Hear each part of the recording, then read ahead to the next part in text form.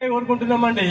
మేము రేవంత్ రెడ్డిని దానం అడుగుతలేము, ధర్మం అడుగుతలేము, సహాయం అడుగుతలేము, బిచ్చం అడుగుతలేము, యాచిస్తలేము. కేవలం మా డబ్బులు మాకు ఇవ్వమంటున్నామండి. మేము దాచుకున్న డబ్బులే మాకు ఇవ్వమంటున్నాం. ఆయన పోయినసారి సందర్భం లోపల నన్ను కోసినా కానీ డబ్బులు లేవు అని అంటాడు.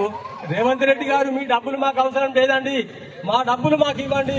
మేము కోరుకునేది మేము దాచుకున్న డబ్బులు మాకు ఇవ్వమంటున్నామండి. అది ఇవ్వకపోతే మాత్రం ఇప్పటిదాకానండి ఏ ప్రభుత్వమైనా కానీ భారతదేశం లోపల ఉద్యోగస్తులతో పెట్టుకున్న ఏ ప్రభుత్వం బతికి బట్ట కట్టలేదండి.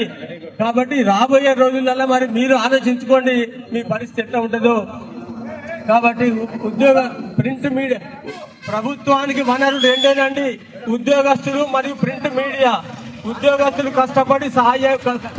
కష్టపడి డబ్బులు వస్తేనే మీరు అన్ని తీరు ప్రణాళికలు చేస్తారండి. ప్రింట్ మీడియా వాళ్ళు మాత్రమే మీరు చేసే ప్రతి కార్యక్రమాలను ప్రజల దాకా చేరవేశారండి.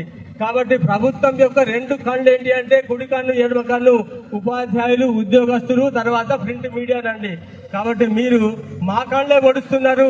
మరి మా కళ్ళు పొడిచిన తర్వాత మరి మాకే కళ్ళు కనబడకపోతే మేము ఏం చేస్తాం చెప్పండి. రాబోయే రోజులలో మాత్రం చాలా కష్టతరంగా ఉంటుందండి.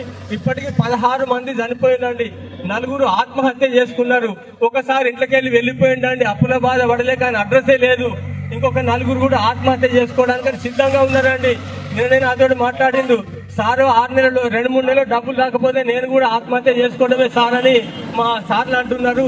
అంటే ఇవాళ ఎక్కడి దాకా వచ్చిందంటే మా పరిస్థితి.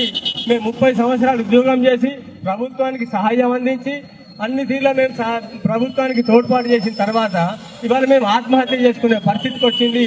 దీనికి ప్రధాన సూత్రధారి, పాత్రధారి, కర్త, కర్మ, క్రియ మన రేవంత్ రెడ్డి గారు. కాబట్టి ఇప్పటికైనా రేవంత్ రెడ్డి గారు కళ్ళు తెరవండి, మమ్మల్ని ఆదుకోండి, మాకు సరి అయిన మార్గం చూపెట్టండి. ఇప్పటిదాకా ఏ కాంగ్రెస్ ప్రభుత్వం లోపల ఉద్యోగస్తులు ఇబ్బంది పడలే భారతదేశం లోపల.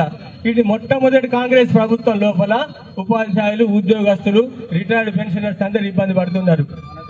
కనీసం ఏంటండి, మాకు కనీసం ఒక GIS రాదండి. GIS అనేది కేవలం 40,000 రూపాయలండి.